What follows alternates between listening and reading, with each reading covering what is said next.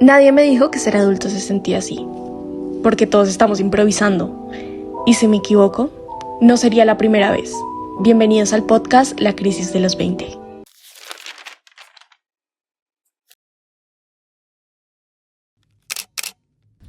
Hola a todos, bienvenidos a mi podcast La Crisis de los 20, hoy con una nueva invitada, como siempre.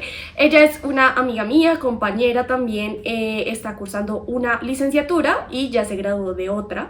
¿Qué más les puedo contar? No, nada, que les cuente ella, eso sería como lo que yo les puedo decir, y ya ella va a entrar a contarles. Bienvenida, Daisy. Y ahí, aplausos. Hola a todos, ¿cómo están? Espero que se encuentren muy bien. Como ya lo dijo Valentina, mi nombre es Daisy. Me gradué el año pasado como licenciada en Teología. Este año estoy haciendo la licenciatura en Filosofía y actualmente estoy incursionando en ese mundo de la docencia, agarrando experiencia, teniendo como un primer encuentro con este grupo de diferentes edades. Entonces vengo a compartir un poco de esa experiencia y cómo ha sido. Bueno, el paréntesis que hago siempre, podcast totalmente charlado. Si nos equivocamos, tú sigue. Si nos equivocamos, es que bueno, esto como es un podcast charlado, entonces no hay equivocaciones. Tú puedes decir, hacer, expresarte como quieras, con mucho respeto, obviamente, pues porque también es un podcast educativo. Y ya, eso es como la premisa. Acomódate, ponte muy cómoda, Gracias. relájate. Yo estoy acá conversando contigo. Yo me tomo el atrevimiento hasta de subir acá la piernita, estar relajada. Bueno, como siempre yo inicio con unas preguntas. Este podcast va a ser un poco diferente porque también queremos una interacción con el público, y es que más adelante les voy a explicar como cierta dinámica que vamos a realizar. Específicamente para la parte docente, específicamente para esta parte, porque quiero sí tener también opiniones de otros docentes, teniendo en cuenta que yo también me estoy formando para esta parte, que también le interesaría, yo creo, que esta actividad que vamos a hacer, y que a todos los docentes, yo creo que en algún punto que nos quedamos sin, que los docentes que se quedan sin ideas, pues van a necesitar y van a como tener que involucrarse en esto. ¿Listo? Y bueno, nada, yo quería iniciar con una pregunta así como para romper el hielo, y es: ¿cuál es tu motivación en este momento, o por qué elegiste la docencia? Y pues también cómo ha evolucionado esta, ¿cómo decirlo? Como esta motivación de lo que era en un inicio, cuando entraste a tu carrera, a cómo lo ves ahora como tu motivación. Listo, empezando la carrera, empezó siendo como una motivación más por las áreas que había escogido, ¿no? Como el área de humanidades y esto. Digámoslo así, que la licenciatura fue como un anexo a esta vivencia. Sin embargo, algo que al inicio sí me gustaba era como, bueno, lo que iba aprendiendo, como irlo enseñando, ¿sí? Siempre me ha gustado mucho esa parte, como sentarme, conversar con personas, y si yo sé de algún tema, como explicarlo de una forma simple, digámoslo así, para que las personas lo entiendan. A medida que la carrera avanza, pues sin duda se van adquiriendo más conocimientos, también se va viendo mucho también esa parte académica, aunque la teoría sabemos de que muchas veces queda como en el aula ya de lado, porque el aula es otro contexto, pues la teoría sí te va como motivando y dando ciertas ideas de, oiga, yo como quisiera ser como docente, como quisiera proyectarme, como quisiera estar. Ya la motivación final, creo que sí puedo decir que fue en mis prácticas como tal, cuando ya me correspondió dar clases de religión y ética en un colegio a los cursos más grandes, y fue justamente como ya ese choque, ¿no? Porque hoy en día la educación está en ese cambio, quizás de la vieja escuela, de que la letra entra por sangre, y ya se busca que sea una educación más dinámica, más relacional, un aprendizaje más personalizado, pero aún nos seguimos chocando con esa antigua escuela, ¿no? Entonces ya cuando se dio como esa oportunidad, pues ahí sí hubo una motivación completa de, bueno, esto es lo que hay, esto es lo que quiero hacer, vamos a ir integrándolo de a poco, porque obviamente también uno a veces por querer ser como muy no novedoso, termina pues fallando y realmente no se cumple el objetivo principal, que aún así es que ellos aprendan. Creo que esa es como la motivación principal, quizás hacer un poco más interesantes las áreas que trabajo. Sé que para muchos tienden a ser un poco más tediosas, pero si las vemos como una reflexión actual, como una nueva forma de ver el mundo, como una nueva forma incluso de interiorizarnos a nosotros, se puede sacar mucho conocimiento de eso, no solo académico, sino también para la vida. Y digamos, ya los tocaste un poco, pero quiero que me hables más de esos retos que te has encontrado en el aula. Ya me mencionaste un poco lo de las materias que básicamente estaríamos dictando nosotras, son materias que un poco complicadas de que las personas se integren o les guste estas materias. Sí. La segunda pues también como esto de pasar de un modelo totalmente tradicional, de que la letra entra con sangre, a, bueno, como tener un poco más de dinamismo en el aula, sin caer también en ese error que nos mencionabas. Pero entonces, ¿qué otros retos crees que te encuentras? ¿O tú entraste al aula con una expectativa y qué retos te encontraste en el aula? Ok, número uno, creo que esto es para todos los docentes, sí o sí el control de grupo. Aunque se nos exige cumplir con ciertos retos, cumplir hasta cierto punto con cierto nivel de aprendizaje, también se ve el tema de que de 30 estudiantes para arriba ya es más complejo porque todos son diversos, todos aprenden de forma distinta, algunos entienden de una forma más ágil, otros necesitan que se les recapitule las cosas y eso de por sí ya es un reto. Porque hay algunos que así como pueden prestar toda su atención en un momento, hay otros que no. Sin duda el control de grupo, ¿por qué lo menciono como un reto? Porque también se habla ahí también como el respeto docente-estudiante, ¿sí? Uno obviamente no quiere cruzar esa barrera, pero lamentablemente a veces por no usar técnicas adecuadas, pues se da como ese choque. O muchas veces también hay, pues tenemos que sí o sí lidiar también con muchos caracteres en el aula. Sí. Y eso también es complejo. Uno como docente obviamente intenta respetar, intenta esto y es aprender también a poner como esos límites, como oye, ya te di una orden, te estoy hablando de esto, te estoy tratando con todo el respeto del mundo y lo mínimo que espero como tu docente y como autoridad es también eso, o sea, aunque uno no quisiera volver a esos roles antiguos, de alguna otra forma toca volver a ellos. Claro. Y es lo que te digo, es como mucho ese, yo le llamo como una tensión ahí, de quiero ir para este lado, quiero innovar, quiero esto, pero aún el sistema educativo está muy atrás de esa innovación que nosotros queremos, ¿sí? Entonces ese es un reto complejo, lo que tú dices como el tema de los contenidos, a veces no son, o sea, uno puede preparar una clase súper maravillosa, pero digámoslo así, no les llama la atención a ellos, realmente no se logran todos los objetivos de la clase y obviamente eso es frustrante. Y pues no, o sea, la siguiente sesión se va a notar, si quieres volver a tomar un contenido de la clase anterior y te das cuenta que ellos no lo han aprendido, pues obviamente eso va a volver a retroceder. Entonces creo que es complejo como, digámoslo así, ir todos en el mismo carrito montado. Sí.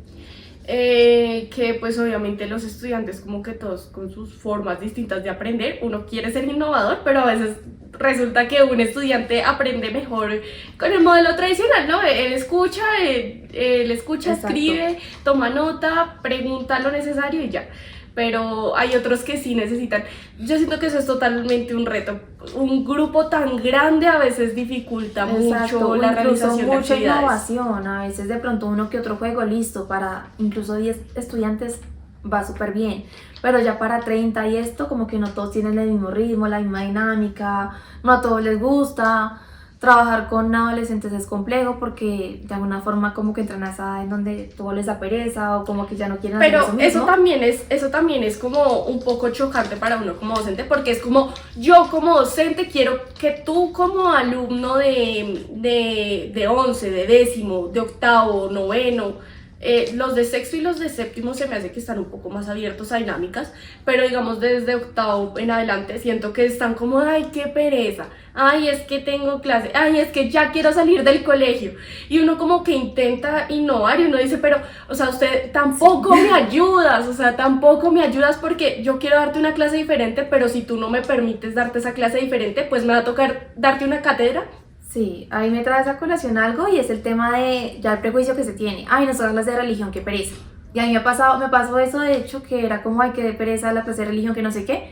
Ya con el tiempo, cuando me fueron conociendo como medio mi dinámica de clase y todo eso, ya me decían como, no, profe, la verdad, tú mejoraste muchísimo en la clase de religión, cosas así. Pero lo que te digo, como que ya hay una actitud predispuesta a que clase de religión es aburrida, clase de filosofía peor te aburría, o sea... Sí, no, o sea, a mí me parecería qué delicia llegar a un aula y decirles, hoy les tengo cristología feminista, y que todo el mundo se quede así como, como así, no entiendo nada. Exacto, ahí va como una primera estrategia que a mí me la dieron y que me funcionó fenomenal, y es justamente, por lo menos con los grandes, hablarles de cosas que ellos ni idea, o sea, automáticamente tú les mencionas algo que ellos realmente no conozcan y obviamente ellos pues por querer aprender y eso te van a colocar como más atención, ¿sabes? Y sí, efectivamente pasó eso. Ya con los niños, digámoslo así, el otro tema es que, por el contrario, tú puedes preparar una dinámica y decir, esta dinámica dura 30 minutos. ¿Me entiendes? Porque nosotros planeamos clase, ¿no? Ujú. Hay una oración para cada cosa. Pero ¿qué pasa? Que hay niños que lo terminan más rápido y otros lo terminan más lento.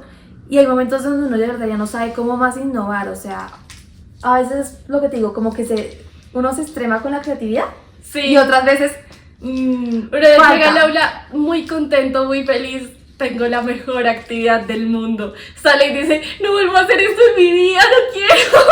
Exacto, exacto. Y sí, uno iba aprendiendo. Lo ideal también, y ya como otro tip también, es conocer al grupo. Por ejemplo, yo tenía grupos a los que, como tú dices, perfectamente les puedes hacer una clase tradicional, sentarlos, contarles, medio dialogar con ellos y bien. Tenía otros que, obviamente, si yo me ponía a hablar solamente yo, frikis, ahí perdía toda la Perdías. atención en menos de 10 Sí, minutos. claro. Entonces, o sea, como obviamente las primeras clases no van a ser perfectas, pero ir viendo como qué dinámica funciona con cada grupo, con cada estudiante, sí o sí ganarse, digámoslo así, como a los estudiantes un poquito más revoltosos, como más esto, ayuda mucho porque si captas la atención de ellos, logras captar toda la atención del grupo automáticamente. Yo creo que se vuelven los favoritos de los profesores y es porque, no es porque realmente seas como mi alumno ideal, no. Yo acá rompiendo este secreto. No eres mi alumno ideal. Lo que pasa es que si te Pero- tengo a ti, tengo a todo el grupo. Necesito ganarte a ti clase. para ganar a todo el grupo, exactamente. Sí. Bueno, y yéndome un poco más por lo que vamos a mencionar como próximamente, ¿cómo ha sido involucrar las herramientas tecnológicas o como en una clase y cómo esto te ayuda a hacer como actividades y que estas sean efectivas? Me hago entender. Eso también es todo un reto, como lo decía, uno puede crear didácticas, metodologías y esto, pero tiene que saber en qué momento implementarlas, porque incluso ya después de 3 clases y me sigues poniendo un Kahoot, obviamente se me va a aburrir, Sí, claro. ya es como, ya basta, suficiente. Y también lo que les digo, siempre es importante mirar el contexto, porque hay muchos lugares educativos donde lamentablemente no se cuenta con la cantidad de tecnología suficiente para poder abordar este tipo de cosas, ¿sí? Otros donde se prohíbe el uso del celular, cosas así. Pero digámoslo así, ya yéndonos a contexto en donde listo, perfecto, se pueden sacar celulares en clase, se pueden utilizar con fines educativos. Digámoslo así, lo que te digo es saber en qué momento usarlos y de qué forma y para qué. Por ejemplo, para quizzes y evaluaciones queda perfecto porque seamos realistas, un examen de filosofía, un examen de religión no es que sea la cosa más chévere del mundo, pero evaluar de esas maneras ayuda mucho, la verdad. Y sin duda entretiene y se sale, digámoslo así, un poco más rápido el paso porque tampoco es lo ideal quedarse 1 hora completa, 2 horas completas haciendo un examen, ¿no? Sí. Creo yo que para ese tipo de alternativas vale mucho, también de pronto para cuando se va a comenzar una clase y se quiere evaluar como conocimientos previos, ¿sabes? Como qué conocimientos previos se tiene acerca de ese tema o por dónde podemos ir orientando al grupo o incluso para final de clase, pues sí, para evaluar qué tanto se aprendió, qué tanto no, que es algo que motiva mucho en estos juegos, justamente el nivel de competencia. Yo quiero Sí, ser claro. el primero, yo quiero ser el segundo, yo quiero ser el tercero. Eso es lo que ayuda a que, digámoslo así, la atención de ellos esté un poco más captada en clase. Como yo sé que el profesor va a hacer esta dinámica, va a hacer este juego, va a hacer esto, y yo como soy una persona competitiva, más allá de si me interesa que el profesor piense que soy inteligente o no, pues quiero aprender para ganarme eso. Sí, claro.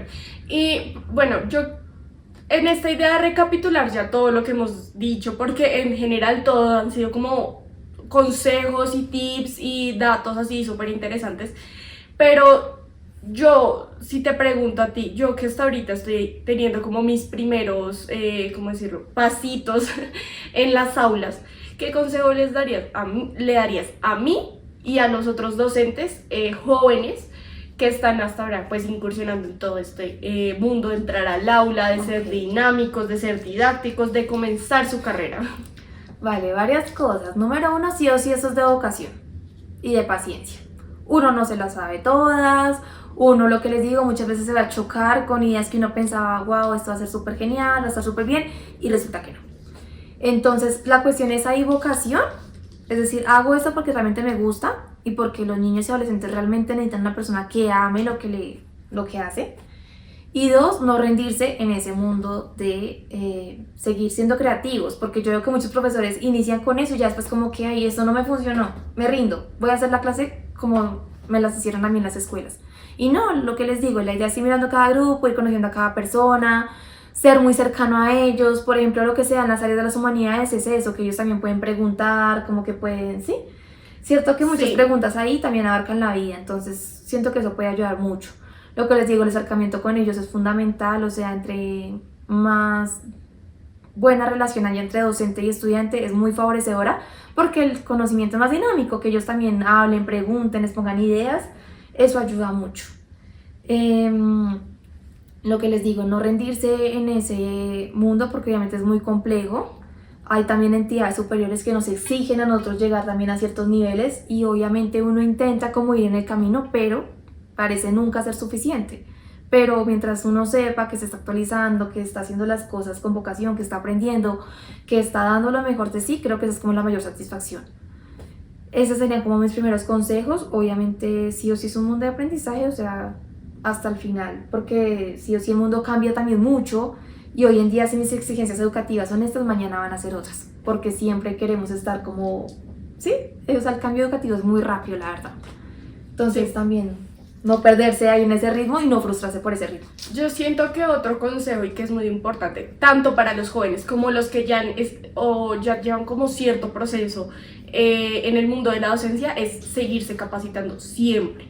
Siempre, porque salen muchas cosas, tanto en el área que dictas como en el mundo de la docencia, ¿sí? Tanto en cómo es en el proceso de docencia como en matemáticas, si dictas matemáticas, sociales, si dictas sociales, filosofía, teología, Sí. porque salen muchas cosas. O sea, en la clase de religión que a mí me dictaron a mis 7 años, no creo que deba ser la misma que la clase de religión que le deben estar dictando a los niños ahorita.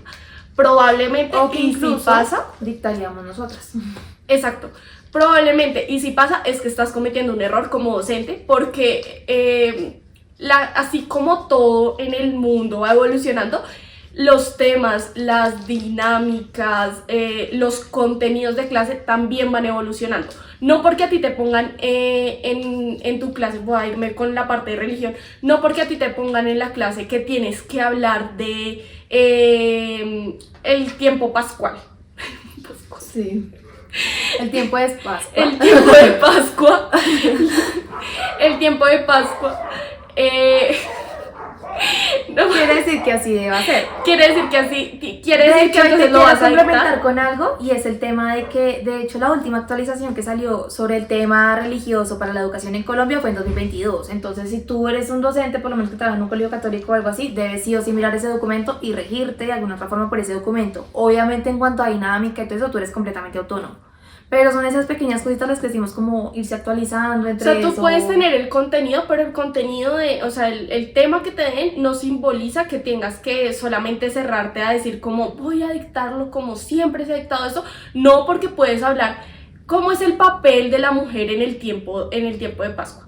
O cómo podemos traer los temas que se hablaban en esa época, o cómo se puede tener esa visión histórica a lo que ahora el contexto de hoy. Sí, o sea, no necesariamente tienes que cerrarte a, es que me dieron este tema y por eso no puedo innovar, porque es que cómo puedo innovar un tema que ya está escrito, que ya se dijo, que ya se hizo. Entonces, no, hay muchas maneras de hacerlo, pero tú estás en la responsabilidad de educarte y de buscar estas dinámicas para que esto sea totalmente diferente y no genere como esa controversia de que siempre van a tener tus alumnos de es que la escuela es lo mismo de hace 20 años, de hace 60 años. La diferencia es que ahora no pueden coger una regla y me pegan, ¿sí? O sea, no, eso no puede ser la diferencia y no te mentalices que esa es la diferencia de la escuela. Sí, bueno, entre otros retos así generales, o sea, como tú le dices, como que es una constante actualización, tanto en conocimientos del área de uno, en conocimientos en tecnología, porque ya se nos exige también saber de eso, en conocimientos, o sea, sí, como se dice, un docente hace de todo. Ese de pronto es otro tip, no se frustren por no poder atender de pronto un caso de emergencia o cosas así, porque realmente a la final somos docentes, pero sí se nos exige hoy en día, qué sé yo, saber de lenguaje de señas, saber inglés, saber ciertas ayudas psicológicas en el aula. ¿Por qué? Porque hoy en día ya somos más conscientes de ciertos temas de aprendizaje que pueden involucrarse y que también pueden afectar el proceso. Entonces, sí, ser docente lo podría definir en eso, es una actualización constante en lo posible, en todo, la verdad. Bueno, sí, es como en ese sentido tú como docente terminas siendo psicólogo, terminas siendo doctor, Médico. terminas enfermero, el que se sabe los medicamentos, el agua de no sé qué, para el dolor de cabeza, que porque si tomes una agüita de no sé qué, El para la consejero, garganta, sí, o sea, el todo. consejero, te vuelves, terminas teniendo 1000 carreras en una. El tema acá Tienes es que estar calma. preparado, pero De a poco, uno calma, va aprendiendo ajá, hasta exacto. qué punto también se involucra en ese tipo de situaciones y hasta qué punto puede ayudar y hasta qué punto también necesita ayuda de otras entidades. Sí, exacto. Bueno, ya pasando a la segunda parte, como te decía, y nosotras hemos implementado didácticas en el aula para aprender. Una de esas para mí ha sido como el encontrar las parejitas, no sé, como que yo pongo 2 imágenes de un tema. Sí. Y encontramos las parejitas de estas 2 imágenes y hablamos y exponemos sobre este tema para que los chicos van tomando, cada grupo va adquiriendo puntos, los que encuentren las parejitas y los que vayan, no sé, los que sean capaces de exponer el tema. Didácticas como estas, no sé si tú tienes alguna didáctica que te acuerdes o algo así.